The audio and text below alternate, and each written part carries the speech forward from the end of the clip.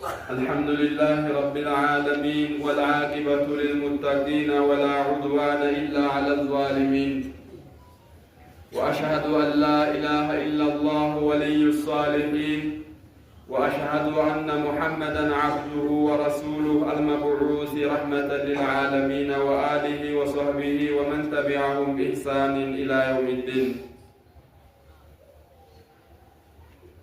لماذا الفطور وعلاجه የሚል ርዕስ አለው የዛሬው ኹጥባ። የዛሬ ሳምንት እንኳን የሰማነው ኹጥባ ነበር። ከዛ በፊትም 2-3 ሳምንት እንኳን ብዙ ሳንርቅ የሰማናቸው አሉ። ግን እነዛ ወደ መሬት እየወረዱ አይደለም። ምናልባት አላህ የመረጠው ካልሆነ በስተቀር ለምን የሚል ጥያቄ ነው ያለው። እንሰማለን፣ ይነገረናል። ለምንድን ነው ተግባሩ እምቢ ያለን ያለው? ፍጡር ማለት አልፍጡር መሳነፍ ወደ ኋላ መጎተታችን ምክንያት ምንድን ነው? እየሰማን እንዳልሰማ እየተነገረንም እንዳልተነገረን ማለልበት ላይ ያለንበት ኬዝ ምክንያቱ ምንድነው? ዒላጁስ መፍትሄውስ ምንድነው የሚል ነገር አለ። በባለፈው ሳምንት የተጣላ ሰው ጎሚ ቂም የያዘ ሰው ስራው መቅቡል አይሆንም ሲባል ነበር። እውነት ያችን ሐዲስ ሰምተን ከብዙ ላይ በትንሿ ማለት ነው ይሄ ነገርማ ስራዬ መቅቡል ካልሆነ ብሎ ይቅር ለአላህ ብሎ ተበድሎም ቢሆን አውፍ ብያለሁ ያለ ሰው ይኖራል? ከሴትም ከወንድም ረስተነዋል፣ አለፈ። ከዛን ቀደም ብለን ባለው ጁሙዓ ላይ ኸይሩል መምሻ ወኸይሩል መጅሊስ ስንቀራ ነበረ። ምርጡ መንገድ ወደ መስጂድ መሄድ ነው ብሎ ነግሮናል። ያለውን አጅር ተነግሮን ነበር። እውነት ከዛ በኋላ ወደ መስጂድ መንገድ ተጀምሯል? ጭማሪ ያለ የለም? አለበት ነው። ኸይሩል መጅሊስ ምርጥ መቀመጥ ማለት መስጂድ ውስጥ ነው። በተለይ ከሱብህ በኋላ ተሶላት ቀደም ብሎ ሶላትን ሰግዶ ከመስጂድ ለመውጣት አለመቸኮል ያለውን አይተን ያው ነው። ሊማዘ الفطور ለምንድን ነው እንደዚህ የሆነን? ይሄ እኛ ጋር እንጂ ወደፊት ወደ ኋላ ስንሄድ የዚህ አይነት ባህሪ አልነበራቸውም። ከተነገሩ ተነገሩ ነው። ምንድነው ልዩነቱ? የመስማት ችግር አይደለም። ሁላችንም ያንኑ ነው የሰሙትን ነበር የሰማነው። لماذا الفطور ومن هذه الاسباب ከመልክቶቹና ከሰበቦቹ እንዲህ አሁን ያልኩትን እንድንሆን ያደረገን በዋነኝነት የወንጀል ብዛት ነው። إن المؤمن إذا أذنب ذنبا كانت نكتة سوداء في قلبه له فإن تاب ورجع واستغفر صقل ያላህ መልእክተኛ የተናገሩት ነው። አንድ ሰው አንዲትን ወንጀል በሚሰራ ጊዜ በቀልቡ ላይ ጥቁር ነጥብ ጣል ታደርጋለች፣ በትንሿ በወንጀሏ ልክ። አስተግፊሩላህ ብሎ ወደ አላህ ከተመለሰ መልሶ ወደ ንጹህነት ይመለሳል ቀልቡ። فإن زادت عليه حتى يغلف بها قلبه ይላል። ከጨመረበት ሲጨምር በየቀኑ ሲጨምር ቀልቡ ላይ ይዝጋል። ذلك الذي ذكره الله في قوله كلا بل ران على قلوبهم ما كانوا يكسبون ሲሉ ያላህ መልእክተኛ ይናገሩታል። የወንጀል ተራኩም ወንጀል እየበዛ ሲመጣ የፈለግነውን ያህል ብንሰማ የፈለገውን ያህል ብናቅ ብናስብም እንኳን ይቆልፍብናል ማለት ነው። ቀልብ ጋር ጉዳዩ እዛ ስለሆነ إن في الجسد مضغة إذا صلحت صلح الجسد كله ይሄንንም ለመስማት ቀልብ ይፈልጋል። إن في الجسد مضغة إذا صلحت صلح الجسد كله ቀልባችን ሰውነት ውስጥ አንዲት ትንሽ ስጋ ቁራጭ ስጋ አለች። እሷ ከተስተካከለች የቀረ ሰውነት ሁሉ ይስተካከላል።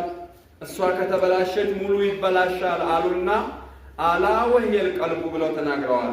ቀልብ ነው። ቀልብን የሚያበላሸው ወንጀል ነው። ስለዚህ የዛ ችግር ነው እንጂ ያለማወቅ አይደለም። የማንሰማው ያልሰማነው ነገር የለም። በጁሙዓ እንኳን የምንሰማቸው ርዕሶች ብዙ ናቸው። በአንድ ዓመት ከ50 ያላነሱ ኹጥባዎች ይደረጋሉ እና በዚህ ላይ የሚዳሰሱ ርዕሶች ወደ መሬት ቢወርዱ ምንም የሚጎድለን ነገር አልነበረም። እና አንደኛው ምክንያት ያው ትልቁ እሱ ነው፣ የወንጀል መብዛት ነው። ያለን አማራጭ አሁንም ይሄ ነገር መፍትሄ እንዲኖረው ከተፈለገ ከወንጀል ማቆም፣ እስትግፋር ተውባ ማድረግ ያስፈልጋል። ضعف الصلة بالله تعالى ሌላው ከአላህ ጋር ያለን ግንኙነትን በጣም የወረደ የደከመ ስለሆነ ነው። والتكاسل في الطاعة والعبادة ለዒባዳው ቦታ ያለ መስጠት ነገርም አለ። ሲደማመሩ እየሰማን ዝም እንጂ እኔን አይደለም እሱን ነው የሚል ሳቢ እንድንወስድ ሁላ ያደርጋል። ወሱህበቲ ضعيف الهمة ሌላው ደግሞ ከደካማ ሰው ጋር መኖር ካንተ የወረደ ሰው ጋር ከኖር አንተ ነው ወደሱ የምትወርደው፣ እሱ ወደ አንተ ሊመጣ አይችልም። ስለዚህ የነዚህ ድምር ውጤቶች ሁሉ እየሰማን እንዳልሰማ ያደረገን እሱ ነው። ወልንሽጋል ቢዱንያ ወመለዛቲሃ ሌላው የዱንያ ጉዳይ ደግሞ ሰፊውን ጊዜ እየወሰደብን ነው። የዱንያ ብልጭልጮቹ የዱንያው ኒዕማ በእነሱ ቢዚ ሆነናል። ይሄም ነገር ሌላኛው ተጽዕኖ ነው። ወዐደም ተፈኩሪ ፊ ኒሃየት ዱንያ የዱንያን መጨረሻዋን አላሰብነውም። አላቂ አላፊ ምንም ዚል ዟኢል ኢነማ መሰሉ الحياة الدنيا ብሎ አላህ በዝናብ ወይም ከመሬት በበቀለ በቡቃያ በሳር በእርጥብ ነገር እንደመሰላት ያልገባን ሆነን ነው። በዱንያ ላይ መሽጉል ሆነናል። ከዚህ ሁሉ ደግሞ በላይ በዋነኝነት ችግር የፈጠረብን ضعف الاستعداد للقاء الله تعالى አላህ ፊት ስቀርብ እንዴት ሆናለሁ የሚል እሱ በጣም የወረደ የመነመነ ደረጃ ላይ ሆኖ ነው። እየሰማችሁኝ ነው? ችግሩ ይሄ ነው። የነዚህ ነገሮች ከዚህም ባሻገር በሙባህ ነገሮች ራሱ ሰፊ ጊዜ መውሰድም ብዙ መብላትም ችግር አለው። ብዙ መተኛትም ተጽዕኖ አለው። ብዙ መሳቅ፣ ብዙ ማውራት፣ በአጠቃላይ እነዚህ ነገሮች ሁሉ ወደ ጥሩ ነገር የሚጋብዙ አይደለም። ቀልብ ላይ የሚፈጥሩት ተጽዕኖ ከባድ ነው። ቀልቡ ደግሞ ከተጎዳ ሌሎቹ ነገሮችን አሁን ያልኩት ነገር ይሆናል። ይሄ ነው አንደኛው ችግር። ወደ መፍትሄው መምጣቱ ይበጃል። ቢሳካልን አላህ ቢያገራልን ያንን ካደረግን አሁን ያልነው ችግር ሊቀረፍልን ይችላል። ከዛ ውስጥ ምናልባት አሁንም ማስተካከል ያለብን አሲላህ በይነላህ በእኛና በአላህ መሃል ያለውን ግንኙነታችንን ማሻሻል ያስፈልገናል። አሶላቱ ሲለቱን በይነል ዐብዲ ወረቢ ሶላታችንን አስተካክለን መስገድ አለብን። ጎንበስ ቀና ብቻ ሳይሆን ሶላቱ ስንገባና ስንወጣ ያለው ነገር መስተካከል መቻል አለበት። አሪህና ቢሃ ያ ቢላል እያሉ የአላህ መልእክተኛ ሶላት ማለት እረፍት የሚያገኙበት ውስጣቸው የሚረኩበት ከአላህ ጋር ሙናጃ የሚደረግበት ብቸኛው መንገድ ነው። እኛ ሶላት ስንገባ የምናስበው ብዙ ነው። የሚሰማን ስሜት ክብደት ነው። ይጫነናል፣ ይረዝምብናል። ይሄ ራሱ ሌላ መፍትሄ የሚፈልግ ነገር ነው። ስለዚህ ተውሲል አሲላ ቢረቢ ያ እንዲሆን ግን ቁርአኑን የአላህን ቃል በአግባቡ በማንበብ ቂራአተ ተደቡሪን ወተፈኩር የመሸምደድ አይደለም። የመቅራት ብቻ ሳይሆን ተደቡር ተፈኩር ያስፈልጋል። ስለምንድን ነው እያወራ ያለው? ስላለፉት ኡመሞች ይናገራል። ስለ ወደፊት ያለውን ዓለም ይናገራል። አሁን ያለንበትን ነገር ተጨባጩን ይናገራል። ያንን ነገር እያሰብን በመቅራት ያ ሲላችንን ግንኙነታችንን ከጌታችን ጋር እያጠናከር የምንሄድበት መንገድ ነው። ወስቲሽዓሩ ዐዘመቲላህ የአላህን ዐዘማም በትልቁ መገንዘብ ይኖርብናል። ኢነማ የኽሸ አላህ ሚን ዒባዲሂ ልዑለማ እያወቅን ስንመጣ ነው ይኸውላ የሚሆነው። ወተፈኩሩ ፊ ዐዚሚ አስማኢህ ወሲፋቲህ ወአፍዓሊህ የአላህን ስሞች የአላህን ባህሪያቶች አላህ እየሰራ ያለውን ነገር ሁሉ በትልቁ ስንገነዘበው ያ ነገር ይስተካከልልናል። አሁን ለተባሉ ችግሮች ይሄ አንደኛው መፍትሄ ነው። ቁርአን መድኃኒት ነው፣ ሽፋ ብሎ ይገልጸዋል። ለእኛ ግን መድኃኒት እየሆነልን ያልሆነው ለምንድን ነው? እየቀራን ያለነው ተደቡር ተፈኩር የለውም። ከቁርአኑ ልንወስድ የፈለግነውን ነገር አይደለም እየወሰድን ያለነው፣ እኛ የምንፈልገውን ነገር ነው የምንወስደው። ይሄን ያህል ቀራው ይሄን ያህል አነበብኩ ሳይሆን በትንሹም ቢሆን በመቅራት ያንን ልንጠቀምበት ይገባል። ሌላው አልሙዳወመቱ አለ ነዋፊል ዋጅብማ ዋጅብ ነው። ስለ 5 አውቃት ሶላት አይወራም። ስለ ረመዳን፣ ስለ ዘካ ግዴታ የሆኑ ነገሮችማ ግዴታ ናቸው። ከዛ ባሻገር ሱናዎችንም በርከት ማብዛትም አሁን የተባለውን ነገር ቀልባችንን እያጠራው ይመጣል። ወልኢስቲምራሩ ዐለይሃ ዛሬ ጀመር ነገ ለቀቅ ሳይሆን ደግሞ የጀመርናትን እስከ መጨረሻዋ እንድትቀጥል ማድረግ። አጀማመርም ላይ ሌላ ችግር አለ። ግር ብለን በሞራል ነገ የማንደግመውን እንጀምርና ነገ ሲደክመን እንተዋዋለን። ሌላ ጊዜም ደግሞ እንደዚህ ነገሮች እንዳናደርግ ባለፈው ሞክሬው ከብዶኛል ማለት ይመጣል። ልጆች አይታችሁ ከሆነ በዳዴ ነው የሚጀምሩት። ዘለው አይቆሙም፣ ዘለው አይሄዱም። ቀስ ብለን እያዋዛን እያላመድናት እየጣፈጠችን መሄድ መቻል አለብን። ያጀማመር ችግርም አለ። ግር ብለን በሞራል የምንገባው ነገርም ደግሞ ሌላ ዋጋ እያስከፈለ ነው። እሱ ካለመቀጠሉ ባሻገርም እሱ ድጋሚም ሌላ ነገር እንዳንዳፈርም ይገፋፋናል። ስለዚህ አጀማመራችን ላይም ያ ነገር መሆን አለበት። እናታችን አይሻ እንደሚሉት የአላህ መልእክተኛ ካነት አመልሁ ዲማ ማለት አይዳኢሙን ገይሩ ሙንቀጢዕ፣ አንድ ነገር ከጀመሩ አያቋርጡም። እኛም ከጀመርን የማይቋረጥ እንዲሆን አድርገን ነው ማሰብ ያለብን። ዛሬ ነሻጡ አግኝቻለሁ ብለህ ሌሊት ተነስተህ 20-30 ረካዓ ብትሰግድ ነገ ይደገማል ያ ነገር። ግን ዛሬ 2 ስገድና ነገም 2 ሰግደህ ከዛ በኋላ ወደ 4 መሄድ ይሻላል እንጂ ወይም ያችኑ የያዝካትን ይዞ መቀጠል። ስለዚህ ይሄ ነገር ያስፈልጋል። بأن أحب الأعمال إلى الله أدومها وإن قل ይላሉ የአላህ መልእክተኛ። ብታንስ እንኳን አላህ ዘንድ ከዒባዳ ሁሉ የሚመረጠው ብታንስም ሁልጊዜ ቋሚ የሆነች ናት። ቋሚ ነገር በጣም አላህ ዘንድ የምትወደድ ነገር ናትና አጀማመር ላይም ይሄም ተጽዕኖ ይፈጥራልና ይሄንን ነው እንግዲህ ብዙ ዛሬ ሰርተህ ነገ ከምታቋርጠው ትንሿን ግን ሁሌ አብራህ ትቀጥል መልካም ነው። ይሄም ሌላኛው መፍትሄያችን ነው። ሌላው አልህርሱ አለ ሱህበቲ ሷሊሃ፣ ይሄ ትልቁ ነው። በደንብ ይሰመርበት። የጓደኛ ጉዳይ ዋናው ችግር እሱ ነው። ትሰማለህ፣ ትዘጋጃለህ፣ ኢንሻአላህ ብለህ ትመጣለህ። ይዞህ የሚወጣ ጓደኛ አለ። በመልካም የማያግዝህ ጓደኛ ሊኖርህ አይገባም። አሷሊሐት ነሺጧ፣ ነሺጥ የሆነ ሞራል ያለው አቋም ያለው ጓደኛ መያዝ ሌላኛው ትልቁ መፍትሄ እሱ ነው። አንተ እንኳን ደከመኝ ብለህ ስትቀር ና እንሂድ ብሎ ይዞ አስነስቶ ይሄዳል። በርታ ይዞ እያለ ይሄዳል። አንተ በርተ ልትሄድ ስትል ቆይ ዛሬ በኋላ እንሄዳለን እንደርሳለን እያለ ወደ ኋላ የሚጎትት ካለ ወደ ኋላ ነው ጉዞ ማለት ነው። ወደ ኋላ የሚሄድ ሰው ሩቅ ነው የሚሆነው ወደ ኋላ። ስለዚህ ይሄ ሌላኛው ነው። ጓደኛ መምረጥ ያስፈልጋል። ስለ ዒልም የሚነግር ስለ ዲን ሹራ የሚያደርግ እንዴት እናድርግ እያለ የሚያስብ እንጂ ስለ ጠለቅ ያለ ስለ ዱንያ ብቻ የሚያወራ ስለ ፖለቲካ ብቻ የሚያወራ የዚች ነው ዓለም ብቻ የሚያወራ ሰው ጋር ከኖርክ አንተም እንደሱ ነው የምትሆነው። አሷሂቡ ሳሂብ ይላል።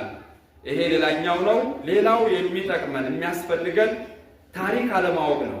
ቂራአቱ አልኩቱብ አልሙተኸሲሰቲ ፊ ሲሪ ዓላሚ አስሓቢል ሂማ፣ የቀደምት ታሪኮችን ማንበብን ይሰሩት የነበረው ሌሊት ላይ ቀን ላይ ከአላህ ጋር ያላቸው ዓላቃ ከህዝቡ ጋር ያላቸው ግንኙነት በዒባዳ ላይ ያላቸውን አቋም ያንን ስታነብ ራስህን እንደመስታወት ሆኖ ታየውና ይሄም በጣም ያስፈልገናል። እኛ የምናውቀው እኛውን ሆነና ይኸው ነው ዒባዳ። ይቹ ናት እስላም ማለት መስጂድ ውስጥ ብቻ የተገደበች ከዚህ ያዘለለች ነገር። ስለዚህ ይሄንንም ማንበብ ማጥናትም ሌላው አሁን ከተባለው ፍጡር ከቸልተኝነት ከስንፍና ሊያወጣን የሚችል ይሄንን ነው። ራስን እንድትገመግም ያደርጋል። የሌሎቹን የቀደምቶችን ታሪክ ማንበብ ይሄ ያስፈልጋል። ሊተቂፍ አላ ነማዚጀ ሷሊሃ ፊ ሰይሪከ ኢለላህ ዐዘ ወጀል፣ ወደ አላህ ቀጥ ብለን ለመቆም የበለጠ ራስን እንድትገምት የሚያደርግ ነገር ነው። እኛ በዱንያው ሀገር ላይ በዱንያው ዓለም ላይ እንዲህ አይነት ሰዎች አሉን፣ አርአያዎች። አንድ ሰው ሀብታም ነው የምንለው ሰው ከፊት ለፊቱ ብዙ ሀብታሞች ስላሉ ራሱን ይንቅና እነሱ ጋር ለመድረስ ሲሮጥ ታየዋለህ። ለምንድን ነው ይሄን ያደረገው? ስላየ ነው ከፊት። ስለዚህ እኛም አሁን በዒባዳው ላይ ተጋድሏቸው ልፋታቸው ከፍተኛ የሆኑ ሰዎችን ስናይ ወይ የኔማ ምን አላት ብሎ እንዲያስብ ያደርገዋል። ከአነማ ተቃሉሃ እንዳሉ 3 ሱሐቦች ከነብዩ ሚስቶች ቤት ሄደው የነብዩን የቤት ውስጥ ዒባዳ ጠየቁ። ሲጠይቁ ምንድነው ያሏቸው?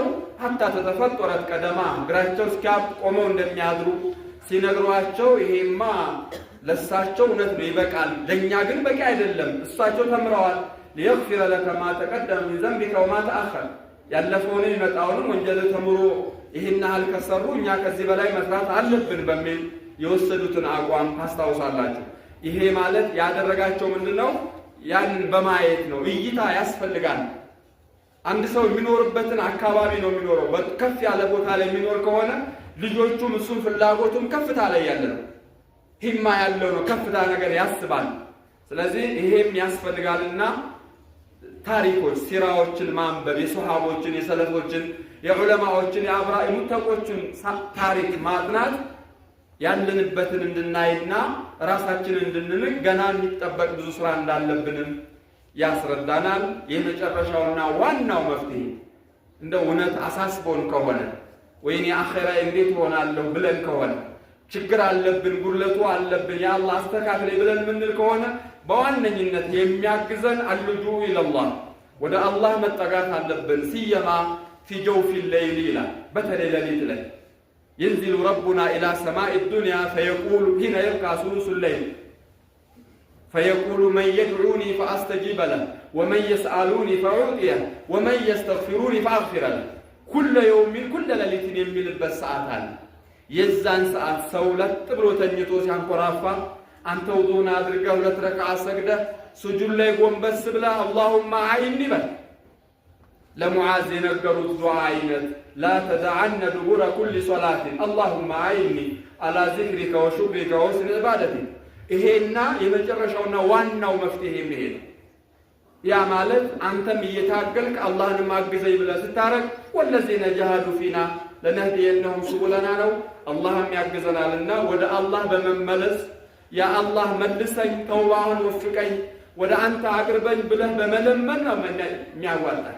ይሄ የማይቀር ጉዳይ ነው። መሆን ያለበት አንድና አንድ አማራጭ ይሄ ብቻ ነው። ወደ አላህ መመለስ፣ ወደ አላህ መጠጋት ብቻ ነው ያለው። ፈማ ኻበ መን ለጃ ኢላ ረቢ ከነ ወንጀላችን ከነ ችግራችን ወደ አላህ ከተጠጋን ወደ አላህ ተጠግቶ ያፈረም የለም። አላህን ለምኖ ያፈረ የለም። አላህ ኢነላህ ሐይዩን ይሄ ሐዲስ ነው። አንድ ሰው እጁን እንዲህ አድርጎ ዘርግቶ በባዶ ሊመልሰው አላህ ሐይይ ነው ብለዋል። አይመልሰውም። አላህ አርሐሙ ራሒሚን ነው። ሳንለምነው የሰጠን ብዙ ነው እንኳን ለምነነውና ወደ አላህ መመለስ ወደ አላህ መማፀን ይኖርብናል። ወስተዓነ ቢመውላህ በጌታው የታገዘ አፍሮ አያውቅም። ሊዩሰቢተሁ አለ ጧዓ እኛ አላህ አግርቶልን እጃችንን እንኳን ካነሳን የምንለምነው ይችልቁስ ነው። ምን አይነት በሽታ የቀልብ በሽታ ከባድ መሆኑን በዚህ ነው የምታወቀው። አሁን እያወራን ያለነው የሰማነውን እንኳን አላህ አግርቶልን ስጁድ ላይ ሆነን እንኳን ትዝም አይልም። የኺታሜ ጉዳይ ብሎ የሚያሳስበው ሰው ካለ በጣም ትንሽ ነው ይሆን የሚችል። ዱዓ ብሎ ሰብስቦ ቤቱ ሰው አስገብቶ አርጉልኝ ሲል የሚለምነው ያንን ቁስ ነው። መለመን ያለበት አይለመን አይደለም። في الدنيا والآخرة ዱዓ ይለመናል። ያ አላህ ላ ሐውለ ወላ ቁወተ ኢላ ቢላህ ያለሱ ገዛም ይሆን የለም። ግን መረሳት የሌለበት ተረስቶ ነው እንዴ ማንኛውን ነው ማስቀደም ያለበት?